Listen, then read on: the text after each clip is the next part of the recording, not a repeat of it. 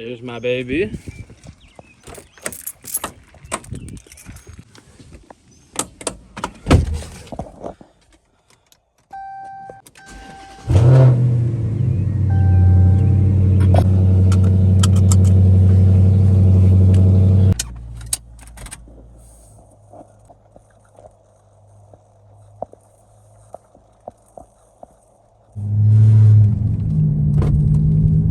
Man, that fucking rattling sucks.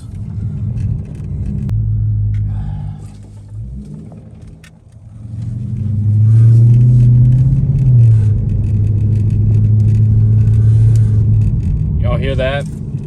So trying to figure out what that is. I'm pretty sure it might be a heat shield, either that or something to do with the exhaust, but I'm not too sure.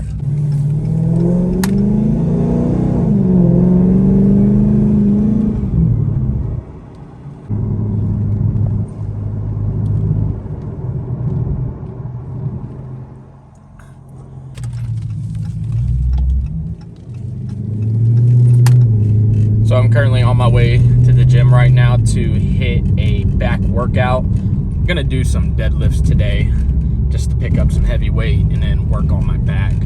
But later on, after the gym, I'm gonna be taking my baby to the car wash because we have been having shitty weather here all week. And it's such a beautiful day out right now. I mess with it a lot. It's been horrible weather the past 2 weeks. It's been raining almost every day, so I haven't had time to take my car to get it washed because the rain's just gonna ruin it. I also got to be careful running over any bumps because my splash guard right now is barely hanging on from a zip tie. I got to get that fixed ASAP. I'm gonna order a new one probably later this week to get that done for sure.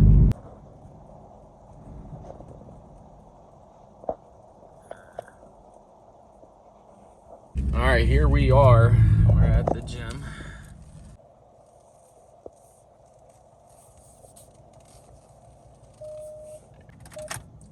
All right, I'm gonna hit this back workout real quick and I'll get right back to you guys on the next adventure.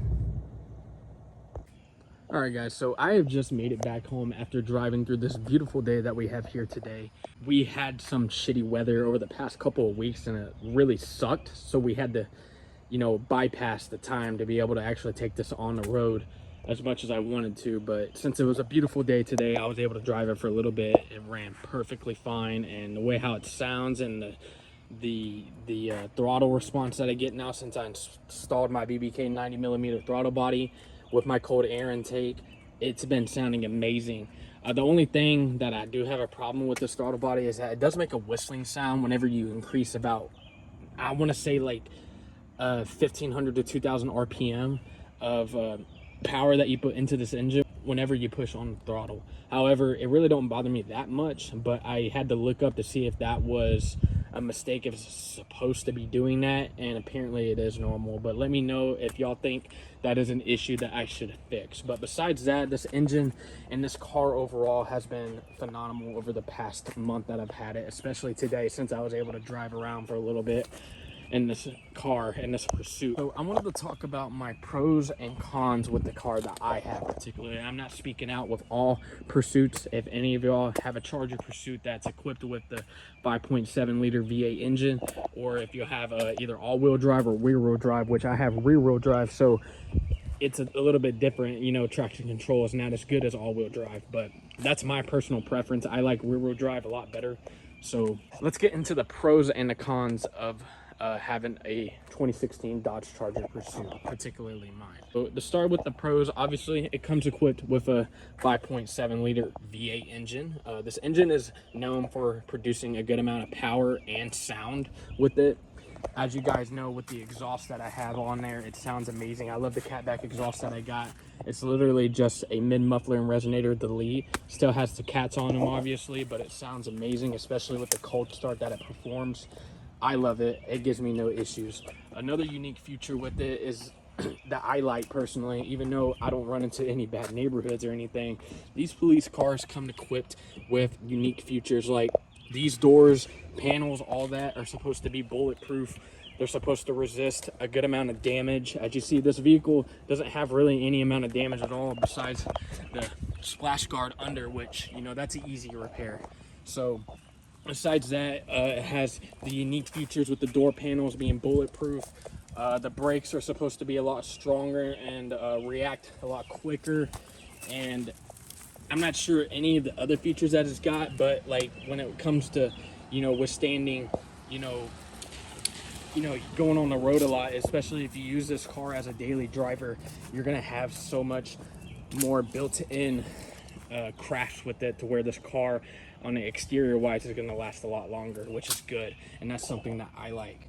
Another unique thing about, you know, and this goes to all pursuits out there, used pursuits, if you're looking for an affordable V8 engine that you would like to acquire, these pursuits really go for a decent price. I got mine for $13K. It was originally listed for $15K, but I was able to negotiate a little bit to bring it down to $13K. If you get a stock RT from a dealership, whether it's used or new, you're going to be paying upwards between like maybe 25, 35K, maybe even possibly 40, depending on where you live. So that's the one thing about the Pursuits, is that they are affordable. I'm going to go ahead and discuss the cons about this car and the reason why it would be affordable. To start off first is that obviously this engine has been through a lot, especially over the past 9 years. So one thing about it is that everyone is commonly known with the Hemi tick. The Hemi engine will make a ticking sound that might bother some people. Usually it's primarily due to the camshaft that has been used a while, and you might have to replace the camshaft overall, which if you're looking into modifying your car and you want to upgrade your camshaft, you can do that. It is a little bit pricey. It ranges like between like maybe like 900 to like 2,500, maybe even more, depending on the type of camshaft that you want. If you want to get your vehicle cammed, you could do that. I've seen some people where they take their Pursuits and they cam it, and it sounds amazing, and the power is insane. But that's more commonly where that tick comes from. Now, the tick don't bother me. I rarely actually hear the tick coming from this engine. I have heard it before when the engine has been on for a while, but after like a cold start, I really don't hear it. And especially after today, when I got out of I let the car ran and I checked it out, I didn't really hear a tick, so that's good. But that is one con though, is that these engines have been through a lot. Now, if I show y'all on the interior, when I don't start the car, but when I turn it on, just the battery, and I show y'all the hours that this car has been through, as you see, the idle has been through 4,701.7 miles, and that's when the car is just parked and it's on and it's chilling. As you know, a lot of Pursuits or a lot of cops, you know, they're chilling, you know, on the side of the road, either, you know, speed testing, doing whatever that they do to catch people breaking the law, whatever, right? And then total overall is 7,653.4. So as you see, the engine has been through a lot. Even when it's idling, you may think, oh, because I'm not accelerating, you know, the car is going to be fine. The engine will break down eventually. It goes through wears and tears, even when it's idling, guys, and especially when it's been over 4,000 hours. Don't know how many days, weeks, or years that is. It's been through a lot. So you have to understand that these engines have gone through a lot of wear and tear. As long as they're taken care of, they've done their oil changes, their transmission fluid changes, like all that shit, if they've taken care of it, that is a good thing towards this engine for sure, because you know the engine has been through a lot and you don't want it to break down because no one has been taking care of it. No matter what car you got, you need to take care of your car, making sure you're changing your oil, your transmission fluid, anything that you need to change, spark plugs, manifold, all that shit. As long as you take care of it, it's gonna run the longest it can.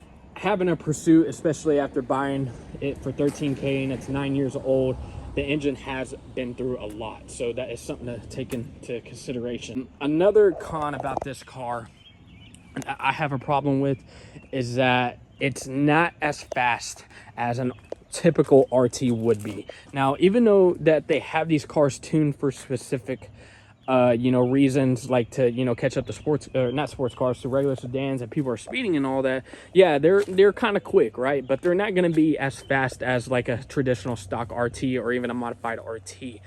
Reason being is because these police vehicles are equipped with only specific things for it to perform to police guidelines. So you have to take that in consideration. So the 0 to 60 on this is probably between 5 and 6 seconds, and maybe even be 6 seconds yet. I haven't done a 0 to 60 on this yet.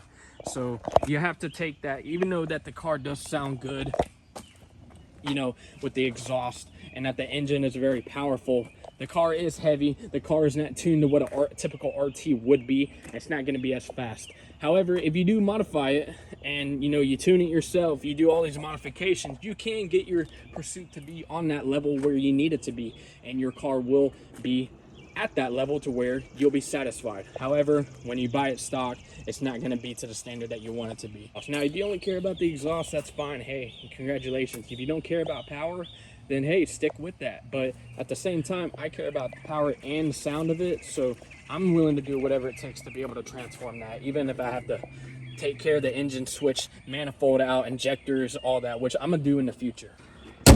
All right, guys, so to really cover things up, that's pretty much my pros and cons about this car.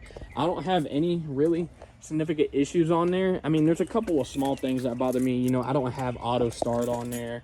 The trunk button don't work on the inside. I have to hit the key fob. It's small things, but that's not really a problem that y'all would have if y'all buy a particular different model Pursuit.